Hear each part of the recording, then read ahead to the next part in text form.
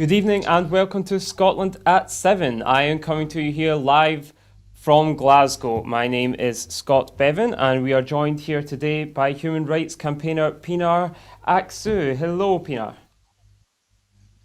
Hello, hi. Hi there, hi. Apologies for the late start this evening. We have been having a few technical issues which should now be solved. First for the coronavirus update. As of 2 p.m. today, a total of 2,230,245 people in Scotland have been tested through NHS Scotland labs and UK government regional testing centres since the start of the pandemic. Of these, 1,956,028 have been confirmed negative. 274,217 have tested positive. There are 3,285 new cases of COVID-19 confirmed by a test. Although not every of the virus will display symptoms and not all those with symptoms will be tested. There are no new reported deaths of people who have tested positive. The number of patients in Scotland who have died from complications caused by coronavirus COVID-19 infection now stands at 7,712. This number only includes those who have died having received a positive test for the virus in the previous 28 days. Of the people who have tested positive, 202 were in hospital last night, 20 of whom were in intensive care. As of 8 a.m. this morning, 3,765,379 people had received their first dose of the COVID-19 vaccination, and 2,691,775 had received their second dose. The latest UK daily figures show 128,103 patients who have tested positive for COVID-19 symptoms have sadly died from their illness, an increase of 3 since yesterday. This number refers to deaths in all settings, not just hospitals. Our top story this evening then, calls have arisen for an investigation into Matt Hancock's conduct. Boris Johnson is facing calls to order an investigation into whether Matt Hancock broke the ministerial code on multiple occasions, and why Gina Colla-D'Angelo was appointed as an advisor and non-executive director at the Department of Health. Kristen Oswald MP said it is essential an independent investigation be launched to shine a light on Tory cronyism, or trust in the UK government will be further eroded.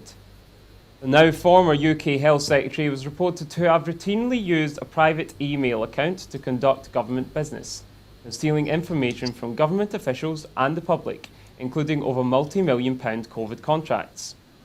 The disgraced Tory minister was at the heart of allegations from former Tory aide Dominic Cummings about incompetence and code violations in high office.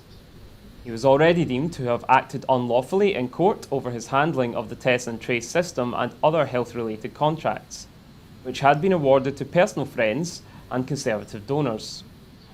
This morning, Tory Justice Secretary Robert Buckland said that an investigation was a matter for the Cabinet Office and said, "I don't have that information," when asked if the relationship with Mr Hancock began before Ms Colla-D'Angelo's appointment.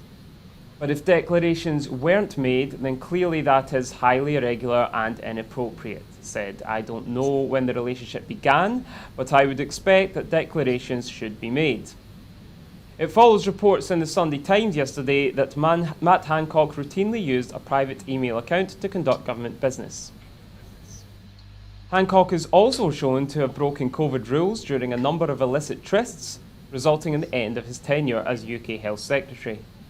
Matt Hancock resigned his post at the weekend after revelations about his private life brought about an effective end to his 15-year marriage to osteopath Martha Hoyer Miller. Former Chancellor Sajid Javid now takes over the post of Health Secretary and said there is no reason he can see for delaying the full reopening of the economy in England and Wales on the 19th of July. So, Pinar, what do you think this says about our society, really, that Matt Hancock has been accused of so many violations of trust and of breaking the ministerial code, and indeed the courts have ruled that he has acted unlawfully, and yet he still received the backing of the Prime Minister and of the Cabinet until revelations came out about his private life. So it's okay to be responsible, essentially, for many, many deaths. But because he was caught kissing someone else, as devastating as that is for his family, that's the reason that he had to resign rather than his incompetence in office. What does that say? Absolutely, and I would agree with that. It's such a shame that he ended his post in this way, and that all the things that came up with his private life. I mean, we've seen the way that the whole COVID was handled, and thousands of people, unfortunately, passed away because of the failure of the government, because of the failure that they've done from the very beginning of the pandemic until this date, the way that they have been handling everything. And it's such a shame, again, that his private life had to be in place where the reporters actually went and next to his his ex-wife, which again raises serious questions about why his actions were not taken into account, but why his private life was more in media. And it is such a shameful. I mean, it's not just him. The whole cabinet and the prime minister himself should be resigning, and as they are responsible for the lives of thousands of people. What's going to happen next is going to be interesting. I think obviously we've got the new person coming into the post. However, what sort of plan they're going to have in place for the country is going to be interesting. Yeah. Do you think that perhaps the mainstream media, particularly in England, has been quite lax on holding the government to account? Certainly, many have said that the opposition has been. If the opposition's not doing it, shouldn't the media be doing it? Absolutely. I mean, the way from the very beginning, it's the media itself has been quite relaxed in terms of not holding anyone into account of the way that the whole COVID was handled. And now it's at this stage that when the issue around the private life comes into place, that then he has to resign. The fact that he has to resign, and we're still talking more about his private life rather than the misconductions of what happened is ridiculous. It just says how much of the media and the current government we have, and it shows their failure in handling and not managing COVID in a humane way, where they were more caring about themselves, the financial situation, and they were not thinking about the lives of the innocents, whether this was in the care homes or whether this was in the society itself. So it's such a shameful thing for any of the ministers to do, and for Matt Hancock to just leave in this matter. I don't think it's fair on anyone, and definitely an investigation needs to be in place to see what went wrong. At the end of the day, though, the people who have lost their life, they are not going to be, the justice is not going to be served for them. But at least we'll be able to find out and hopefully learn for the future what could have been prevented and avoided. Thank you very much for that, Pinar. The SNP have accused Tories of power grabbing over Holyrood court battles. The SNP has warned that the Tories' power grab has been laid bare as they begin their challenge against a bill to incorporate the rights of children into Scots law, arguing that Westminster should have unfettered power to legislate in Scotland. Shouldn't rather have unfettered power. The United Nations Convention on the Rights of the Child bill was passed unanimously in the last Scottish Parliament, but is being challenged by the Tories in the Supreme Court today, threatening the rights of children across Scotland. Commenting, SNP MSP Neil Gray said, "In bringing this case to the Supreme Court, the Tories' threat to our Scottish Parliament is well and truly laid bare for all to see. Not only are they threatening the powers of Holyrood, but also the rights of Scotland's children." Scotland's Parliament has been under sustained attack from the Tories, who have been using Brexit, which people in Scotland overwhelmingly rejected, to tighten Westminster control.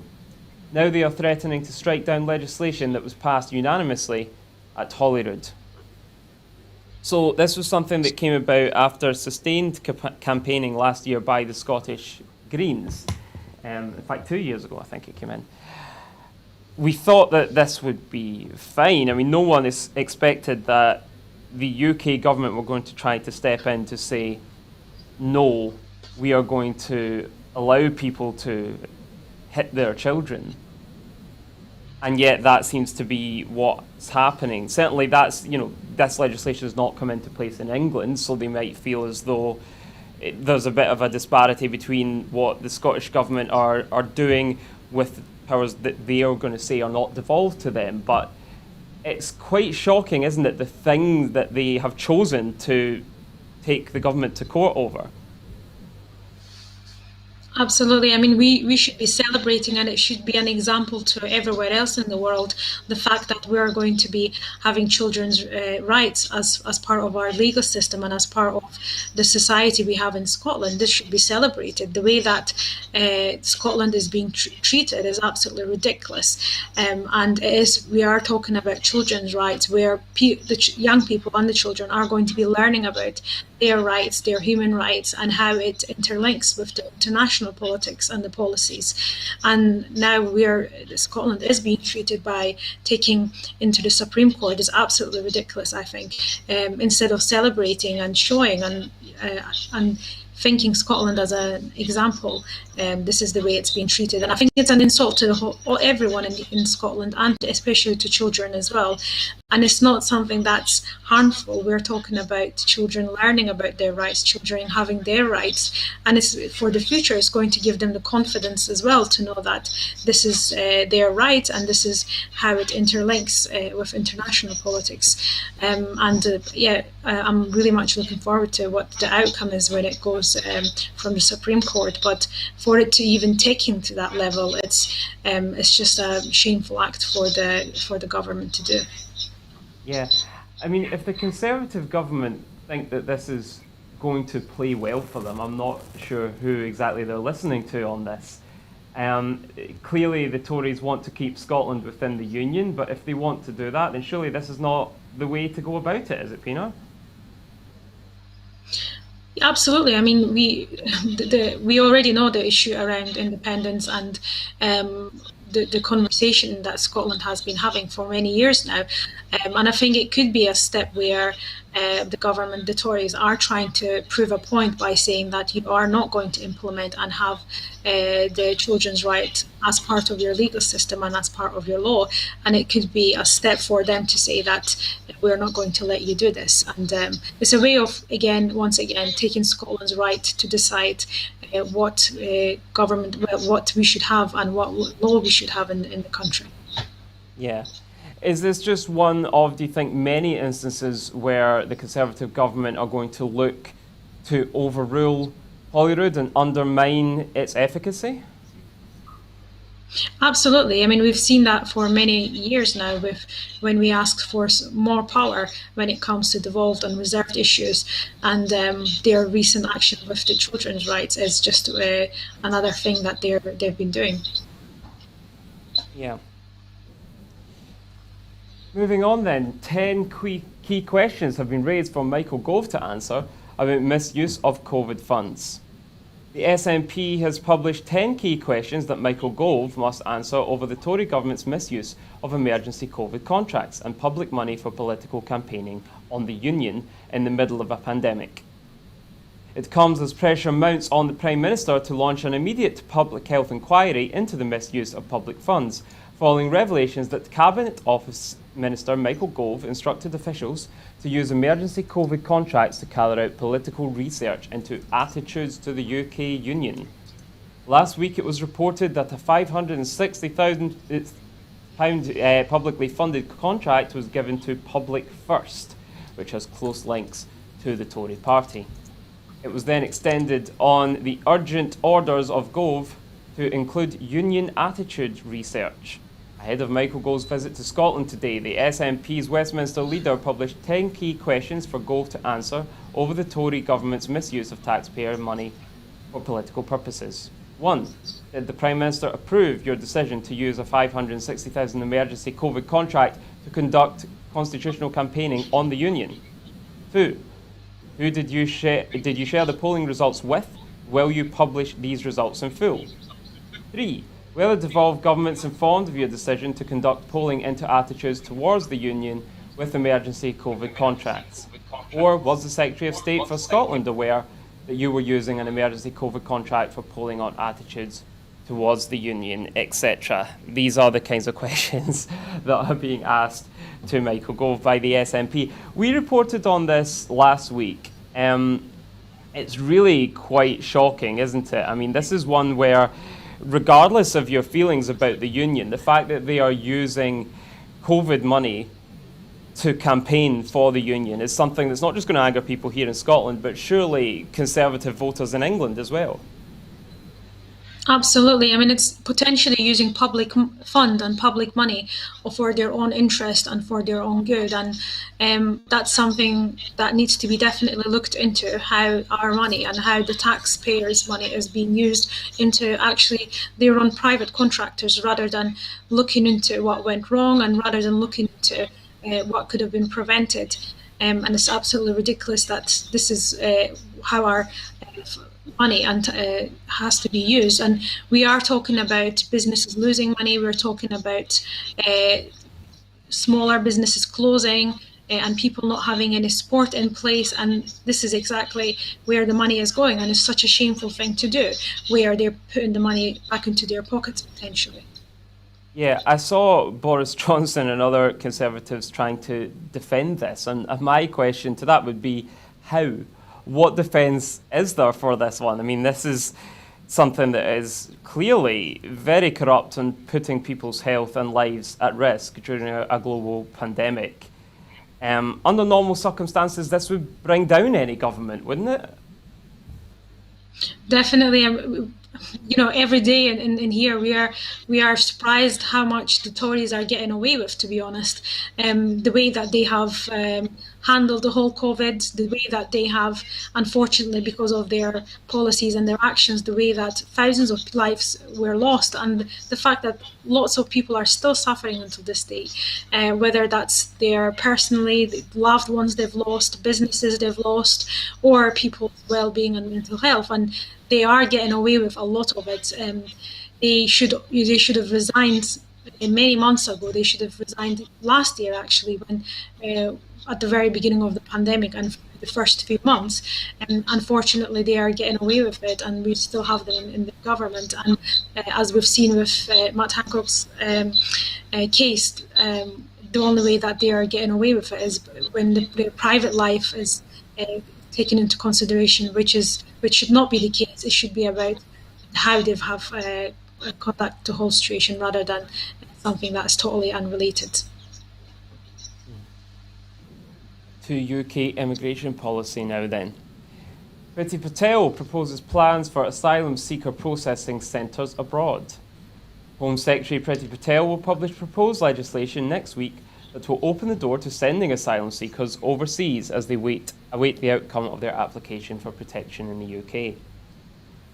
Ministers published the new plan for immigration in March, which included proposals to amend Sections 77 and 78 of the Nationality, Immigration and Asylum Act 2002, so that it would be possible to move asylum seekers from the UK while their asylum claim or an appeal is pending. Home Office sources confirmed that the legislation was expected to be published next week, but sought to play down reports that the government was in talks with Denmark over sharing a centre in Africa. The SNP has condemned the UK government for ignoring experts' warnings and ploughing ahead with their plans, warning that the only way Scotland can detach itself from these inhumane policies and build a fair migration system is with independence. The SNP's Shadow Home Affairs Secretary has urged Priti Patel on a number of occasions to rule out plans for offshore detention centres, highlighting that the proposal to follow the Australian system has been widely condemned, including by Refugee Action, the Refugee Council and Scottish Refugee Council, as well as the UN representative to the UK, Rosella Pagliucci-Lore. The report follows hard-hitting evidence to the Home Affairs Committee from Madeleine Gleeson, an expert of the Australian government's asylum policy, warning that any state which is a signatory to the international conventions or any state which considers itself to be a democratic society, based on respect for common decency, should not be considering the Australian offshore processing model. The lawyer who specialises in human rights and refugee law also pointed out the sky-high cost of such a system after Australia spent $7.6 billion housing an estimated 3,000 people in such centres. We have been reporting over the past couple of weeks about many of the measures that are designed, it seems, to prevent more immigration of any sort from coming into the UK. This is a bit of an own goal, isn't it, by the Conservative government? Definitely. I mean, what we have seen over the past few months and last year, I think, has been preparing to the new proposals. We've seen last year when people in Glasgow were moved from their houses into hotel accommodations, and we had people across England being moved into barracks. And I think it has been a way of starting this process. And we've seen in the last month in Glasgow where so many people came together in the streets to unite to say no to dawn raids in Kenmure Street when 2 people were being dawn raided there. It's a huge issue, and it's not a coincidence where we have the new immigration bill being proposed, and there, from the consultations from all the refugee organisations and human rights organisations, combined with so many others, people have said that there is a strong feeling of against this new proposal. Unfortunately, for these voices not to be heard, it's absolutely shocking. You know, this is why you have the consultation process in any democratic country. You have this process just to analyse what and to hear everyone's concerns. It's ridiculous that Priti Patel is even thinking about having an offshore detention centres.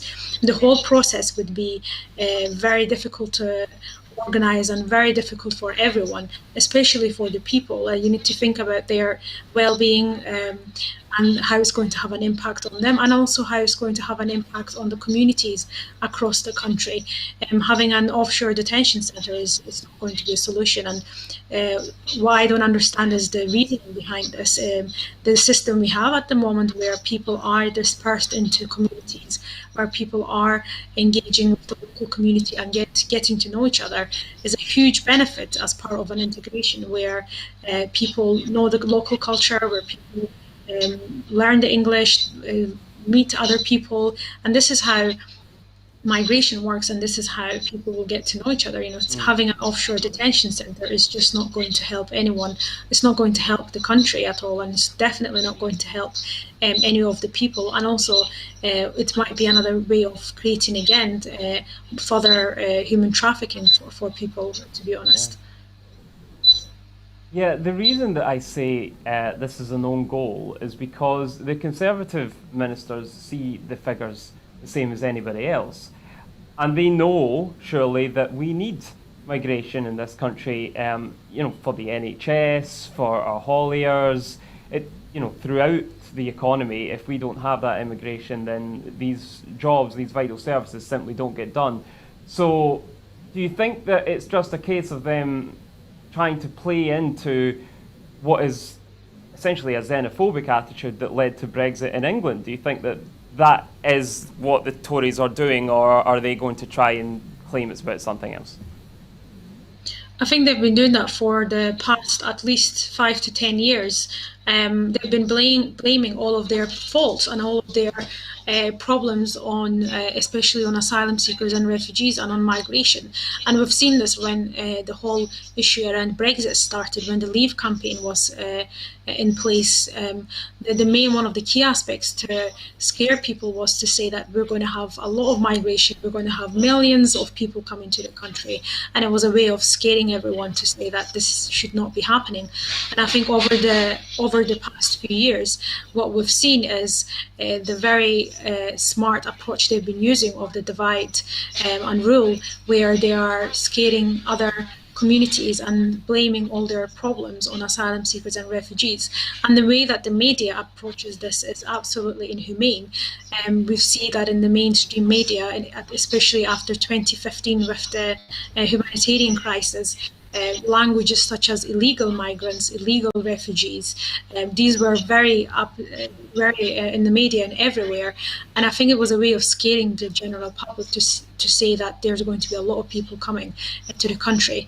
Unfortunately, and however, when we look at the statistics and numbers, actually UK is one of the lowest countries in the world that accepts asylum seekers and refugees. Most of the time, it's the neighbouring countries or where the conflict is happening that ends up taking in more of the refugees, such as Jordan, Lebanon, Turkey, and the surrounding countries, where they are more numbers of millions of numbers are coming. And when we look at the statistics in the UK, actually, there is not a huge net number of people coming into the country who are seeking asylum and refuge, and also who are coming here as migrants as well. So the idea about to scare the general public is the tactic that the government has been using for many years, and it's the policy from Theresa May's time, when she created the hostile environment. And what we are seeing Priti Patel is potentially implementing all these policies that was discussed back in the day. Yeah. What do you say to those who would come at you from the right, for instance, saying that, well, they're coming in and taking our jobs and all the rest of it? What do you have to say to people who present those arguments? Yeah, I mean, this is something that the language has been used for many years now. That's when even on the comment section, whenever there's a news about asylum seekers and refugees, the first thing, as you mentioned, is people say, "Oh, but they come over here, they take our jobs, they take our benefits," and this is what the right wing and this is what the right wing media has created for many years. First of all, when people are seeking asylum, when they're in the asylum process, they are actually not given the right to work, so they can't technically work, so they can't really take the jobs. And there is a huge campaign actually at the moment called Lift the Ban campaign, which I would urge everyone to have a look at it. Another aspect is people are giving asylum support, and that asylum support is just under £38 on a weekly basis. So the little amount of support that people get is ridiculous, and it's very, very difficult to live on, especially when you consider in Glasgow the bus fare of all day is nearly £5. So that's your support already gone. And I think a lot of the people don't know these rights and rights of the people. So it's very easy to blame the issue on someone else, and it's very easy to not understand what is going on. And to be honest, I don't blame this on the communities and the people. It's because this is what we hear from the politicians. These are the lies we've been hearing for many years, and unfortunately, it just gets passed on. Yeah, as you say, Pinar, there's a lot of misinformation out there, and some of the things that get presented are just factually incorrect. So, sticking to the facts as we do here, we are going to move on to an MP in Westminster has said that independence is the best way to protect jobs from furlough cuts. Alison Thulis has said that independence is the only route to properly protect jobs and businesses, as the Tory government comes under increasing pressure to U-turn on its damaging plans to cut furlough support and business rates relief this week, while COVID restrictions are in place. From this Thursday, the UK government intends to push ahead with plans to prematurely cut COVID financial support, despite many businesses being pushed into hardship due to the pandemic and others unable to recover costs or open fully due to restrictions. In Scotland, in stark contrast, the Scottish Government has introduced 100% business rates relief for the full financial year of 2021 to 2022, but powers over furlough support remain reserved to Westminster. The SNP Shadow Chancellor Alison Thulis has said, with the threat of a jobs cliff edge looming in just a matter of days due to the Tory government's reckless plans to cut COVID financial support, it's clear that independence is the only route to properly protect jobs and businesses. Over to you, Pinar. What's your view on this? Do you think that only independence can essentially save some of these businesses and people who are financially suffering? It's definitely something to look into it. I mean, whether if it's independence is the only way forward to save the businesses, or whether that would be the only best way to obviously protect the jobs is another question. But we do need the support in place at the moment, and we do need more support. And that's again the failure of the government we have at the moment, where they are not protecting jobs, where they are not thinking about people's future. And this has been going on since from the very beginning of the pandemic, and it's very unfortunate that what Scotland wants to provide further support for people is being stopped potentially by the Westminster, and that's just going to cause more harm for local businesses and for anyone who's not been able to continue their businesses and work the same way that they used to. Absolutely. Thank you very much for that. The UK government is investigating how Ministry of Defence secrets have ended up at a bus stop in Kent. The MOD is investigating how nearly 50 pages of secret military documents were lost by a senior ministry official and ended up at a bus stop in Kent. Classified defence documents containing details about HMS Defender and the military have been found at the bus stop, prompting an investigation from the Ministry of Defence. The loss of the sensitive information was described as embarrassing as it is worrying for ministers by Labour, who are seeking reassurances that national security has not been undermined. The MOD said an employee reported the loss of the documents last week, which were discovered by a member of the public in a soggy heap behind a bus stop early on Tuesday morning. The papers included one set of documents that discussed the potential Russian reaction to HMS Defender's travel through Ukrainian waters off the Crimean coast on Wednesday.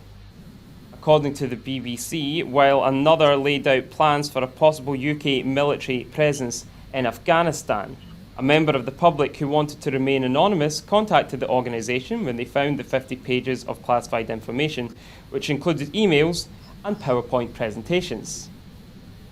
Labour's Shadow Defence Secretary John Healey said it was vital that the MOD's internal inquiry immediately establishes how highly classified documents were taken out of the department in the first place and then left.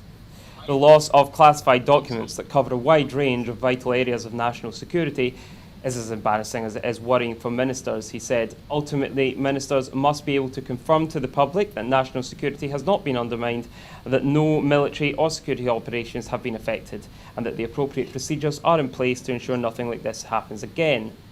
A statement from the MOD said the Ministry of Defence was informed last week of an incident in which sensitive defence papers were recovered by a member of the public.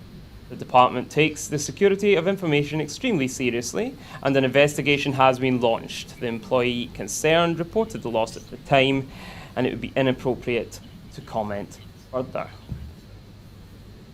How does something like this happen, do you think, Pinar? I mean, why are Ministry of Defence employees being permitted to take information in folders out of the office in the first place if it's potentially highly classified ministry documents that put international relations at risk? Why are they allowing them to take that out?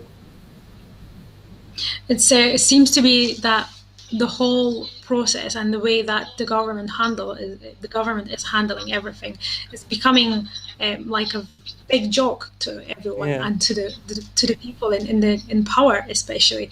I mean, to have such documents to be found at bus stop is, you would assume, for a country like UK, who empowers and keeps talking about how they are amazing when it comes to defence, when it comes to military, and to do such a thing. I mean, it's just, I think, becoming a joke itself for it to be found in such a way.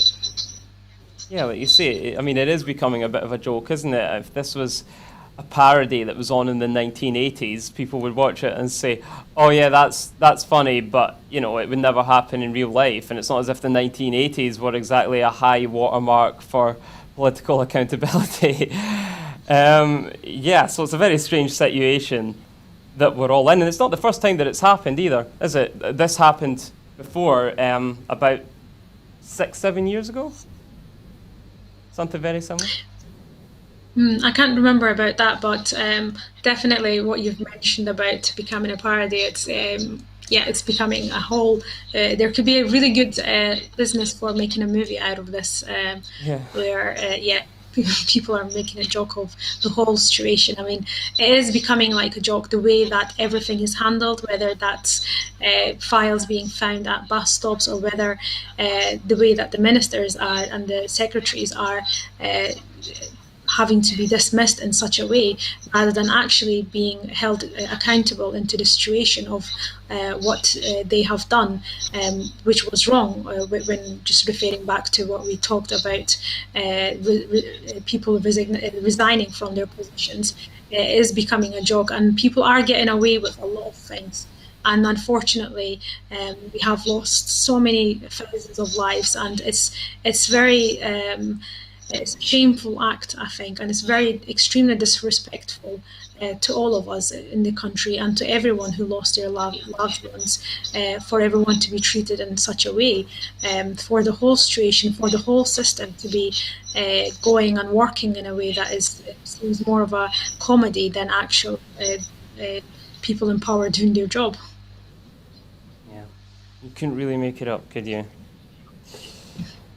The Ukraine and the US then are to start Black Sea military exercises despite Russian protests. Ukraine and the United States will start a military exercise involving more than 30 countries in the Black Sea and southern Ukraine on Monday, despite Russian calls to cancel the drill. The Sea Breeze 2021 follows a rise in tensions between NATO and Moscow, which said last week it had fired warning shots and dropped bombs in the path of a Royal Navy warship to chase it out of the Black Sea. The UK rejected Russia's account of the incident. Russia annexed Crimea in 2014 and says it is Russian territory, but the peninsula is internationally recognised as part of Ukraine. Russia's embassy in Washington called last week for the drills to be cancelled, and the Russian Defence Ministry said it would react if necessary to protect its own national security. Sea Breeze 2021 will last 2 weeks and involve around 5,000 military personnel from NATO and other allies, and around 30 ships and 40 aircraft. US missile destroyer USS Ross and the US Marine Corps will take part.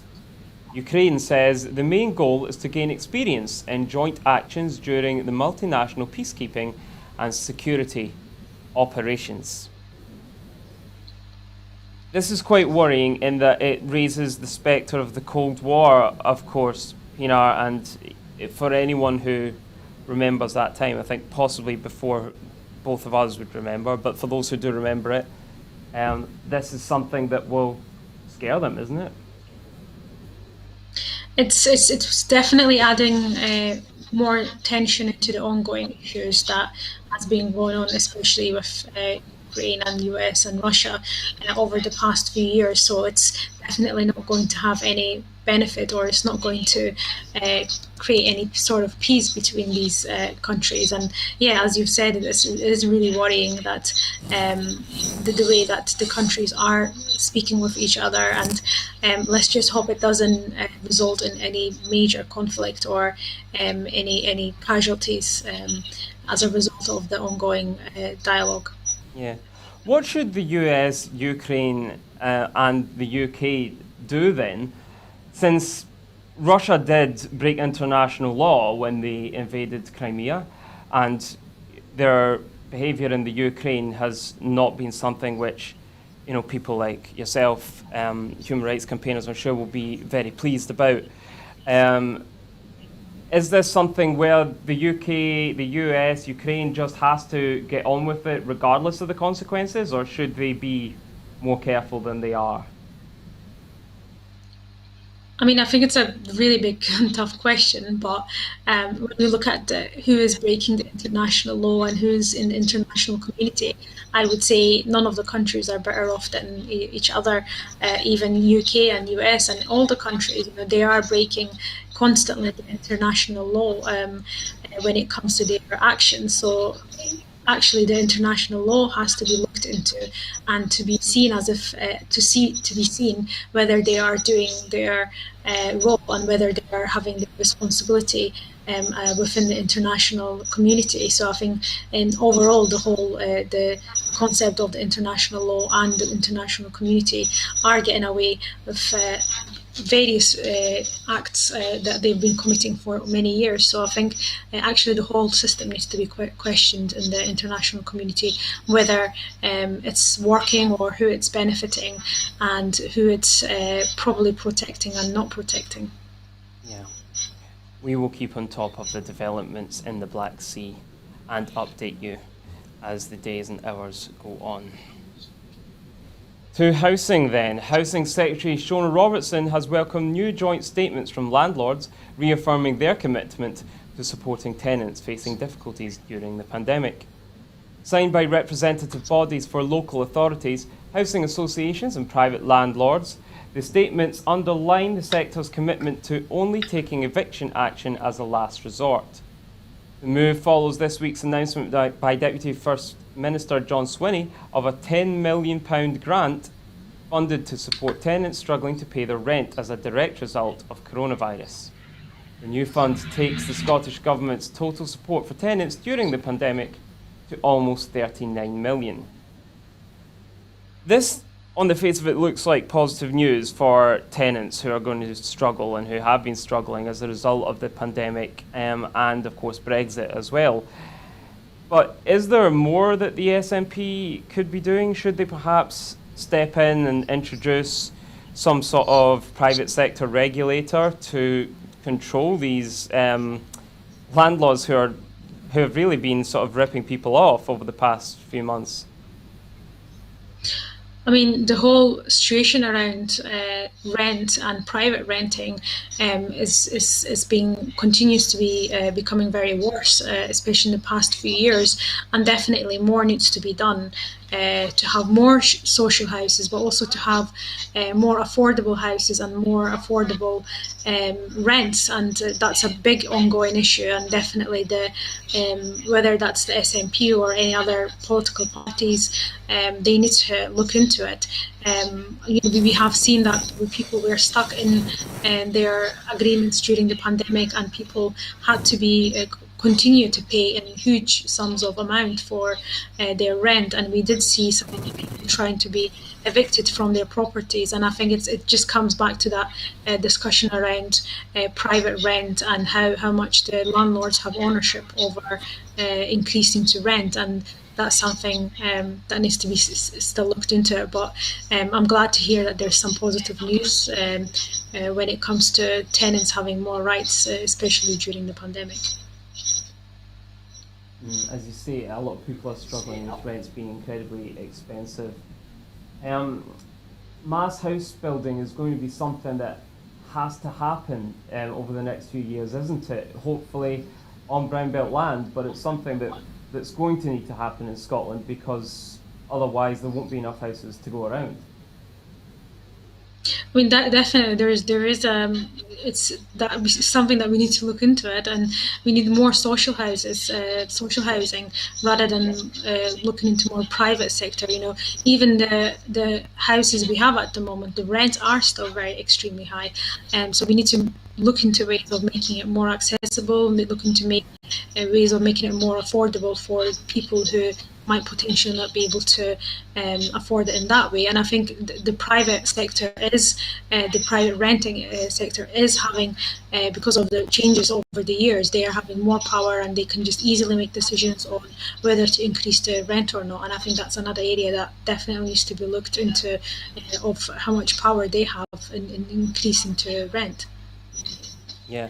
Now that the SNP look to be going into some sort of cooperation agreement, perhaps, with the Scottish Greens, do you think that this is something that more might be done on? The Scottish Greens, in their manifesto, were very keen on getting private sector regulators, and in terms of lowering the costs and trying to make sure that people are able to afford decent, affordable and sustainable houses.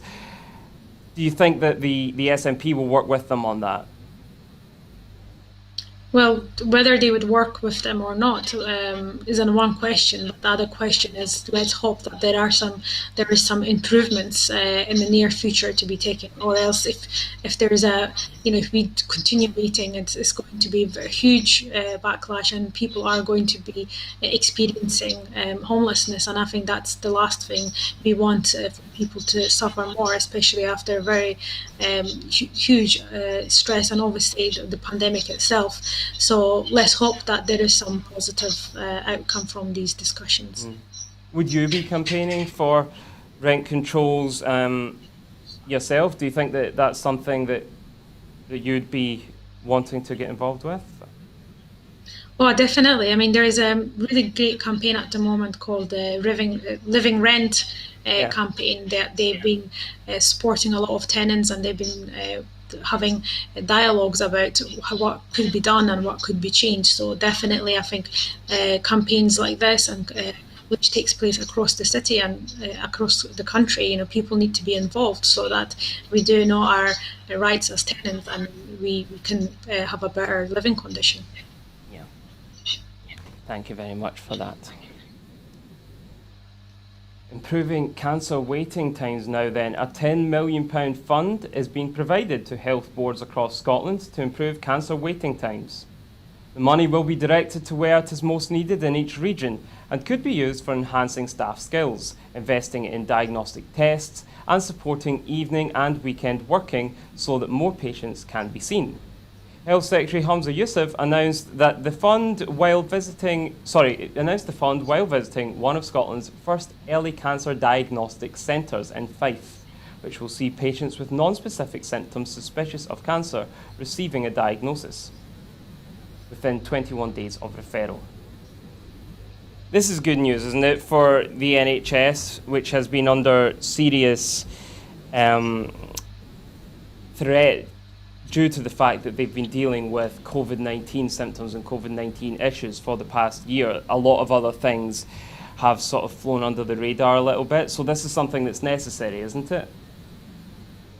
Definitely. I mean, especially for people with chronic illnesses and people with conditions such as cancer and many more, the waiting list has been ridiculous, and we've seen where people have lost their lives, unfortunately. So to see that some improvement is a positive news, but more needs to be done again, and hopefully the waiting list will be reduced and patients' rights will be given to them.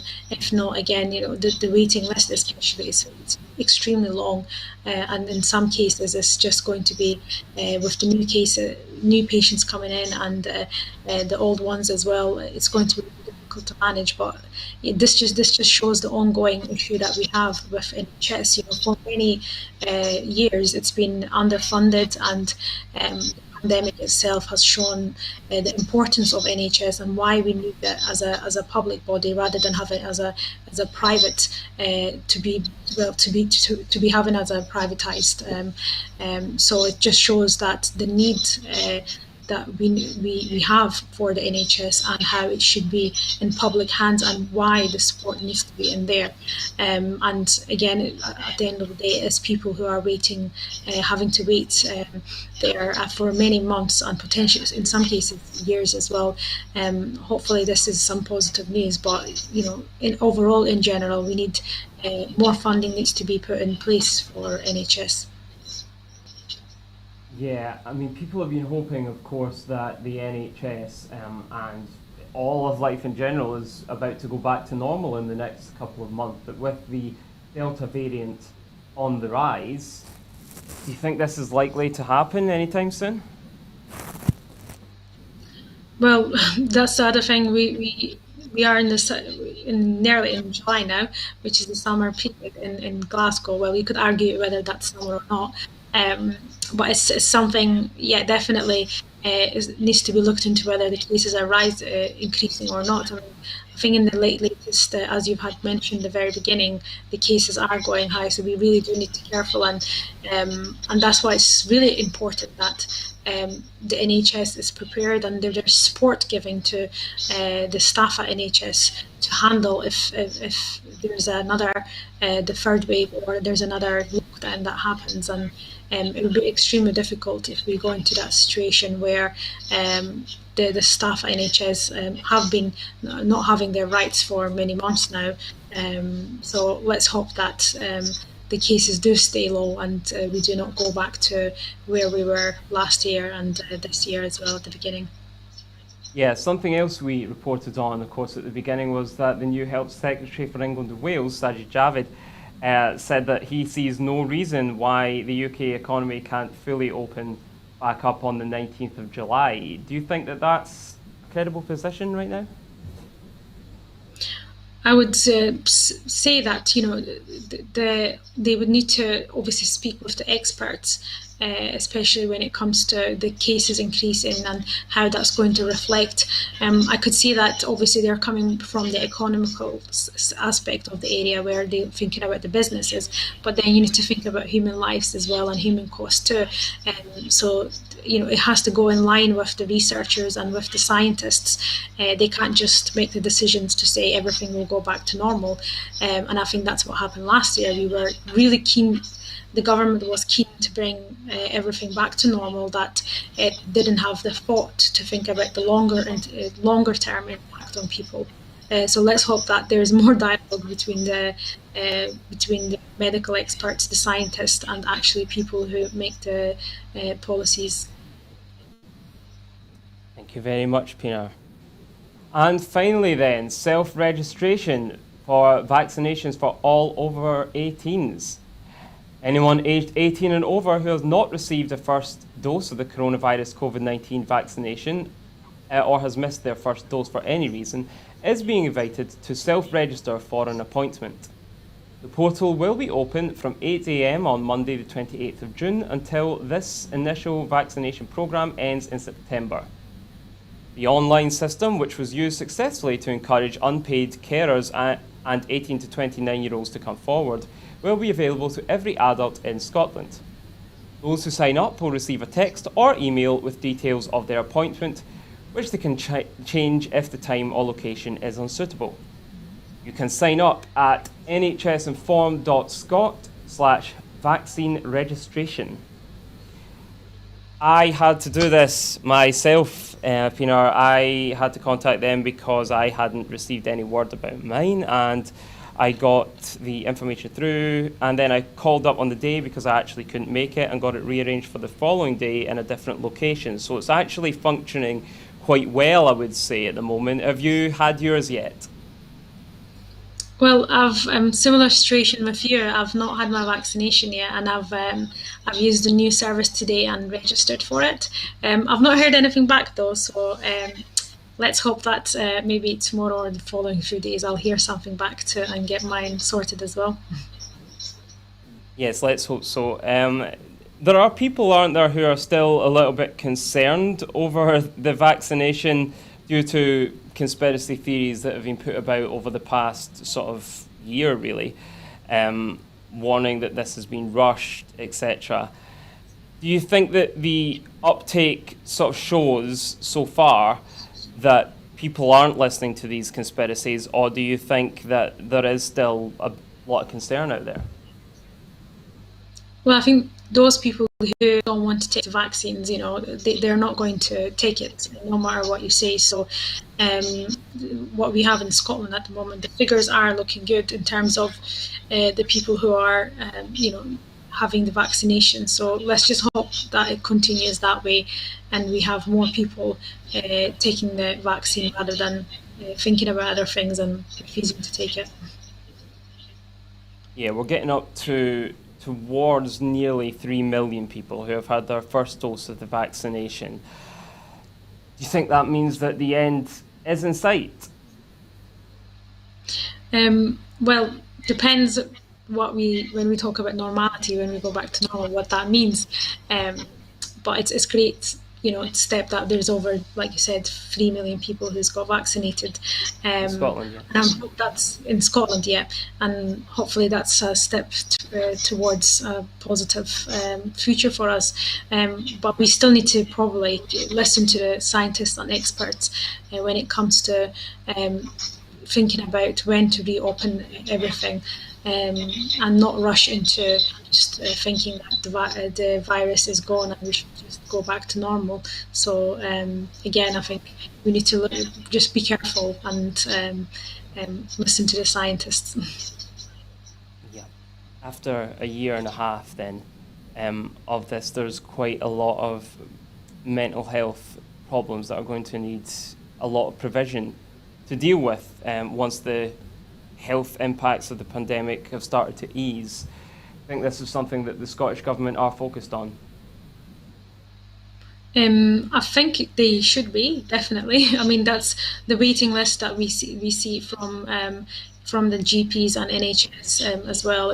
There's a huge waiting list, and from organisations who are supporting as well. So, gradually when things do get back to normal, we do need that services for people who need it. It's, like you said, isolation and mental health has been one of the key concerns for everyone, especially for people who might not have any family or people who are elderly. It's been a huge concern. So, we do hopefully will have some more support and funding in place for organisations to provide the services.